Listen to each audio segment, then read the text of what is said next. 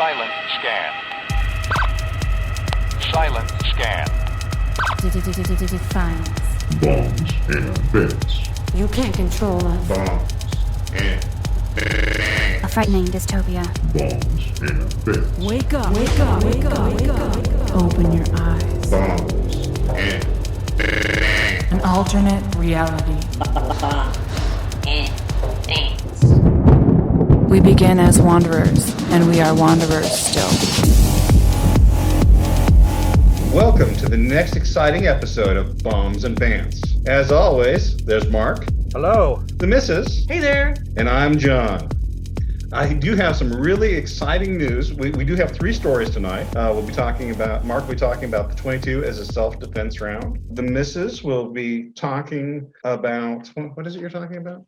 It's long, many words. So many Who words. can say? This and that, and many other things. Of course, the party of moral authoritarianism would cheat.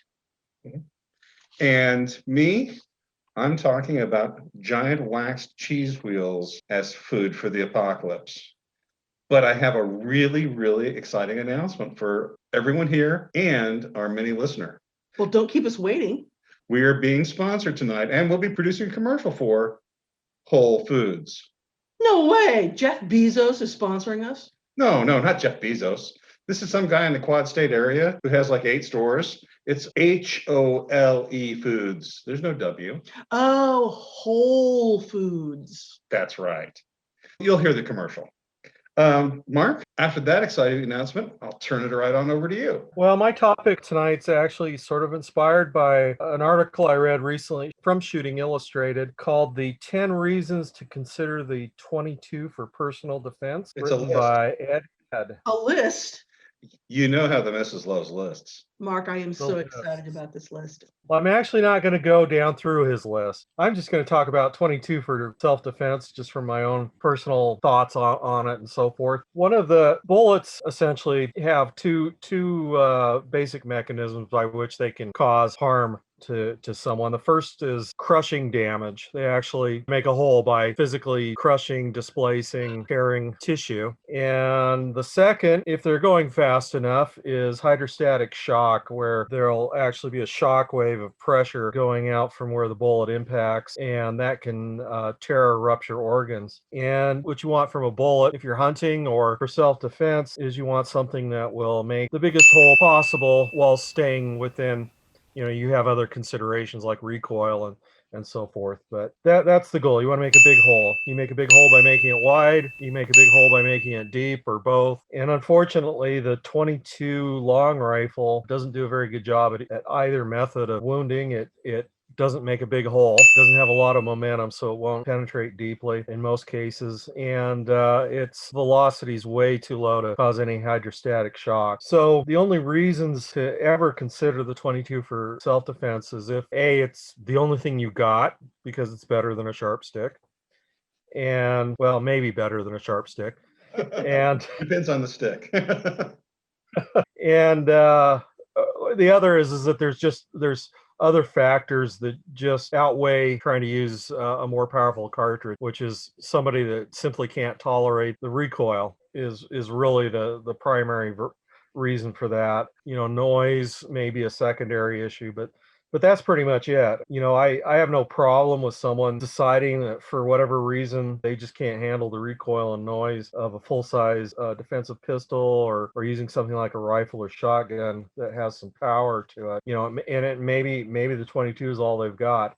And I don't have a problem with that, but they need to understand that it is not a one-shot stopper in most cases. Probably if they have a magazine-fed weapon, semi-auto weapon, they'll want to empty that entire magazine into whoever it is. The one advantage is because of the low recoil, it's accurate, and it should be pretty easy to put all of those shots into a small area of whatever is threatening you. Well, as you and I have Or two gone cents off. back and forth together, in commentary, I'm somewhat even concerned that a 38 isn't necessarily that good of a round.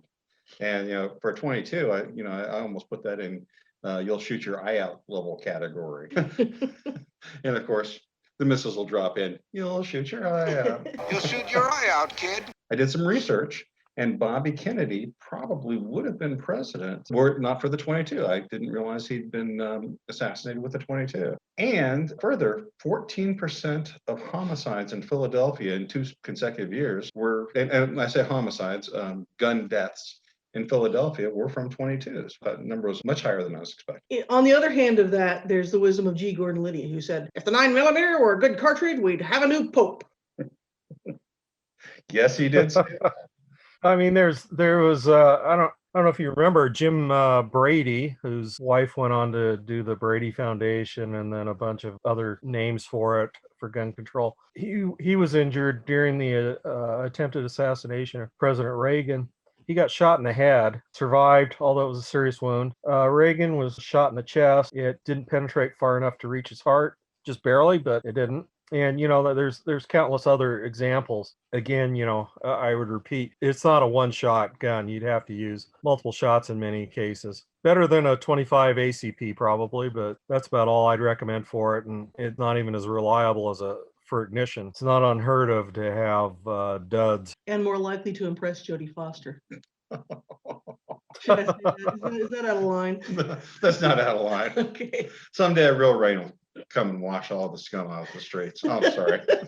Did I say that? It's a shame I'm bald. Otherwise, I could kind of have a mohawk. All right. You could have a side mohawk on both sides. Then you'd look like Pippi Longstocking. But, and I'm sure this is exactly the content that our sponsor, Whole Foods, was looking for. Well, when I was listening to Mark talk about stopping power and putting large holes in things, I was thinking our sponsor can really get behind that. They're into holes. And so many are. Hi, and welcome to Whole Foods. Excellent. I was looking to buy some arugula and some kale and... Hold up, friend. We're Whole Foods, not that silly organic grocery. What? Get rid of the W. Whole Foods sells only foods that have holes in them. So donuts are in, bear claws are out, bread is out, the bagels are in. Wait, what? So I can get cream cheese for a bagel? Nope, but you can get Swiss cheese. It's on special, 1 pound for $3. That's sort of insane. You're selling food only because of specific geometric properties that have nothing to do with the price, demand, or nutrition of the food? Have you ever had a chicken McNugget? That's worked for McDonald's for years. It's the same philosophy. Our founder had OCD and only ate food that had holes in it. Also, he's never printed a sentence containing the letter W. He says the letter W is offensive to every man ever born. So I can't get milk here? Nope, but Whole Foods has the largest selection of Lifesaver candies flavors in the tri-state area. And Whole Foods has every version of Cheerios, including the hard-to-find Honey Nut Sriracha tuna flavor. What about roast beef? Only if they killed it with a shotgun. Come on over to Whole Foods for the best and most holy food in the Quad State area, with 8 locations to better serve you. What did you think of our Whole Foods commercial? Awesome. It was great. And now I understand better. Holy food. All right. And my story today is from theprepared.com. And the title of the story is A Giant Wax Cheese Wheel is the Apocalypse Prep You Didn't Know You Needed. Hey, you know what the best thing is about waxing your giant cheese wheel? No. No stubble when you kiss it. But I do know that if after the apocalypse you get a rub down with cocoa powder, espresso, and mascarpone cheese. I could get behind that apocalypse. Well, that's called, you need someone to do that who's called a tiramisu. Okay.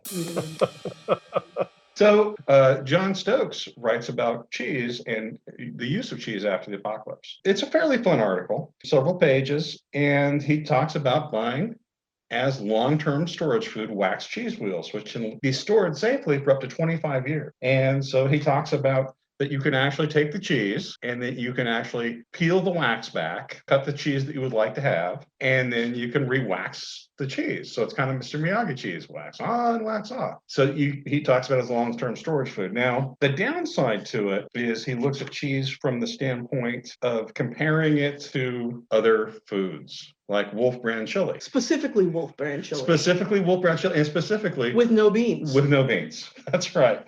And he looks at Wolf brand chili with no beans as the winner for survival food. In the middle is cheese. Now, I found it difficult to believe that cheese would be in the middle because he was buying a 75-pound cheese wheel, which a 75-pound cheese wheel. Now, I'm not proud of this, but I don't think I need to be a prepper to enjoy 75 pounds of cheese.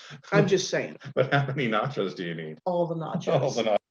But the 75-pound cheese wheel that he found was $950 American dollars.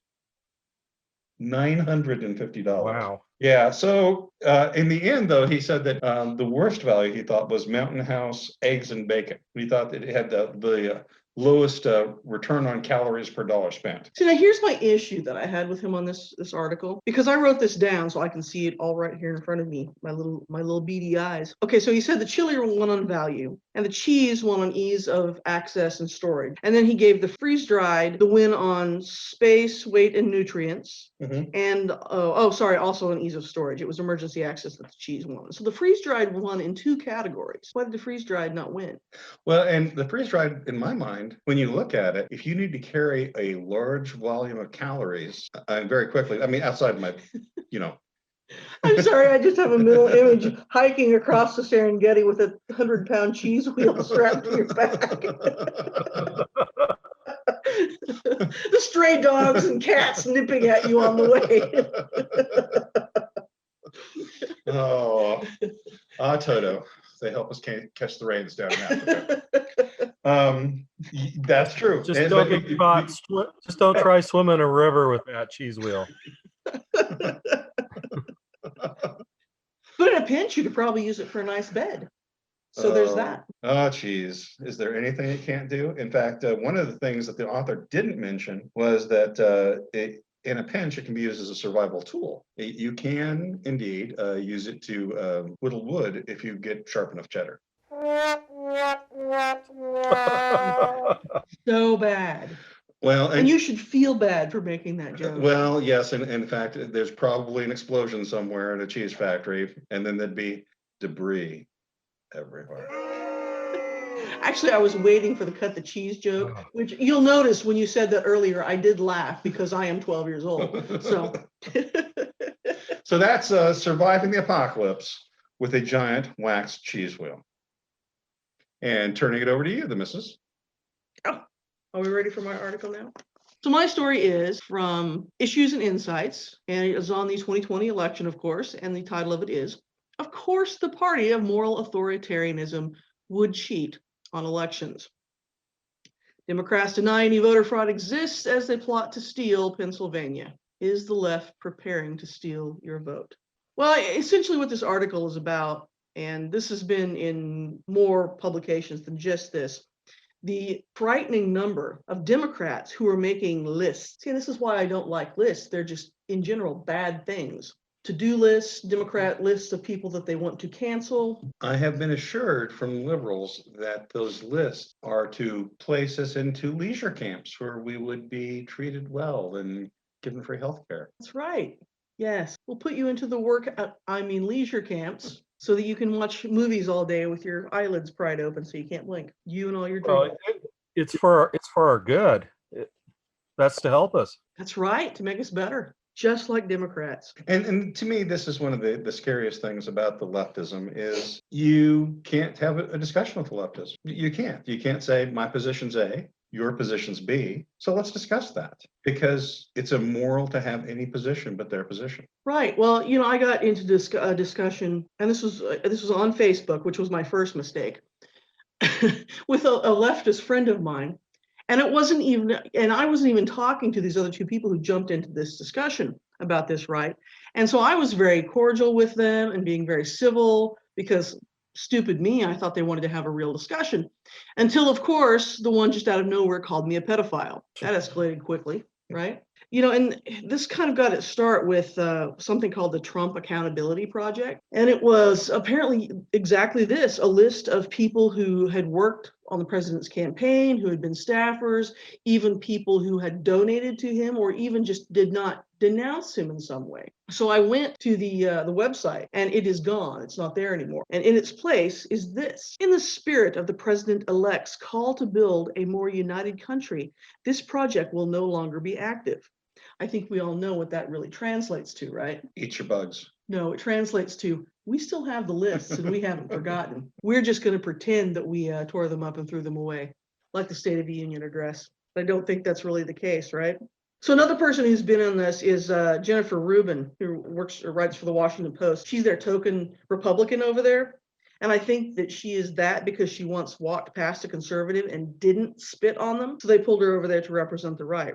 Now here's what Jennifer Rubin had to say about this. NER now promoting rejection of an election or calling not to follow the will of the voters or making baseless allegations of fraud should never serve in office, join a corporate board, find a faculty position, or be accepted into polite society. We have a list. That's just downright evil. Yeah. And the difficulty is that they don't recognize that it's evil. Again, their moral crusade requires them to do this. Like, every time I've read about leftists, the same theme keeps reappearing again and again and again. This is a crusade for them. They will burn the world in order to purify, and they will be happy if everyone is living in a mud hut as long as we're all equal.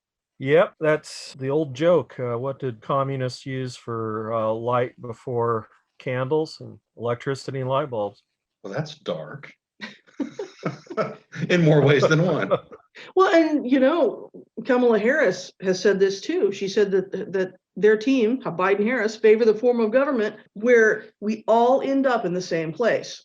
Except, of course, they don't really mean that, right? They don't mean we all. They mean all of you, those people out there in the unwashed masses in the hinterlands. Well, I read that all animals are equal, except that some animals are more equal than others. What was that? I can't seem to recall. But it's this exact same thing we talked about last week when we talked about the two castes in American society now, the elites and the rest of us, dumb, unwashed hicks, right? And we're the dumb, unwashed hicks, and those rules are for us. But as we've seen with the lockdown stuff, those rules aren't for them, just for us. And this is the same way that would be too. Yeah, exactly. I mean, they believe they are our moral and intellectual superiors. And if we oppose them, we're immoral and in their worldview so dangerous that anything is worth the cost of exterminating what they think of as an evil worldview. And that's their problem. I mean, everything to them is good and evil. It's a battle of good and evil. It's not having differing valid opinions. I don't think they can even, I don't think most leftists can even understand the idea that someone might have a valid opinion that's different than theirs. Yeah, who was that said that? Was that William F. Buckley who said that, leftists and Democrats are all for people to have other differing opinions and then are shocked and appalled when people have different opinions? Well, and the reason that they're shocked and appalled, and this is something that we don't talk about nearly often enough, is they live in a world where they are surrounded with their own opinion day after day after day. The only opinion that they hear is their opinion. If you woke up in the morning and you listened to NPR, and if you watched mainstream media, you would hear again and again that regardless of any validity that his claims may or may not have, every single one of Donald Trump's election claims is baseless. They can't talk about his election claims without using the word baseless. Well, they can't talk about anything he says without saying, without evidence, with no proof, completely baseless. Absolutely, that's the case. And the reason that they do this is because they're speaking very specifically to the left. The left cannot listen to opinions other than its own. Well, when you get to the point where you think that everything that your side does and thinks and says is absolutely morally true, that it's right, not only that it's right, that it's altruistic and that it's good, and that the other side is completely and totally evil. You can't talk to evil people, right? Because fundamentally, basically, and morally, they're just wrong and they're always going to be wrong. And once you view half of the country as that way. Well, one of my favorite stories is one that you told me from some of your earlier readings, talking about the gentleman talking to the Liberal Party in Washington, D.C. The gentleman was talking to a Liberal Party and talking about overpopulation and what they were going to do to solve it. Oh, actually, you know who that was? That was Nick Gillespie, the guy who was for a long time the editor at Reason Magazine. Said he was having a dinner party with a couple of liberal friends of his, and they were talking about planetary overpopulation. And his liberal friends said, well, the way that we're going to have to do that is that we're going to have to reduce the population of the world. And he said, well, how do we do that? And they said, Well, easy. It's resource withholding and resource reallocation. And he said, I turned to them and looked at them and I said, did you really just suggest starving to death a third of the population of the planet? And of course, they were his friends. So they were like, well, gee, Nick, it kind of makes us sound like monsters when you put it that way. But yeah, that's actually what they were suggesting. The irony is that the world's population is going to peak in 2050 if things just continue as they are, and will decline thereafter. So all these people that, it's like most liberal ideas, they get obsessed with something, and it doesn't matter what other evidence or facts come down the road, they just stick with it. So, in the liberal mind, they're still living the population bomb scare that dates all the way back to Malthus in the 1800s, and then reappeared in the 1960s, even though the demographers tell us that after 2050, the population is going to be declining, and in another 200 years, some countries, such as Japan, may essentially just fade away. So as I was looking over this piece, I came across an op-ed, or actually it was a column, written in the Wall Street Journal last Friday by Peggy Noonan, one of their columnists and a former Reagan speechwriter. The title of her article was, Who Will Be 2020's Margaret Chase Smith? And if you're not familiar with her, she was a Republican senator back during the peak of McCarthyism and Joe McCarthy. And she really was the first one to step up and kind of speak about that on the floor of the Senate. It just eerily rings today, these words that she spoke so many years ago. And here's what she said from that speech, which was called the Declaration of Conscience. She said, those of us who shout the loudest about Americanism in making character assassinations are all too frequently those who, by our own words and acts, ignore some of the basic principles of Americanism: the right to criticize, the right to hold unpopular beliefs, the right to protest, the right of independent thought. The exercise of these rights should not cost one single American citizen his reputation or his right to a livelihood, nor should he be in danger of losing his reputation or livelihood merely because he happens to know someone who holds unpopular beliefs. Who of us doesn't? Otherwise, none of us could call our souls our own. Otherwise, thought control would have set in. So, I think we're living through those dark times again. And fortunately, in those dark times, people stood up and said, this is anathema to what we are as Americans. And I think Peggy Noonan's right. Is somebody going to stand up and do that now on the left? Doesn't look that way. I still like McCarthy. I know you do. I still like cheese. Cheese again, please. That's not nearly as dark as this. It isn't. Well, on that note, we'll be back next week with another edition of Bombs and Bants. And thank you for listening. I'm John. I'm Mark. And I'm the missus. Take care.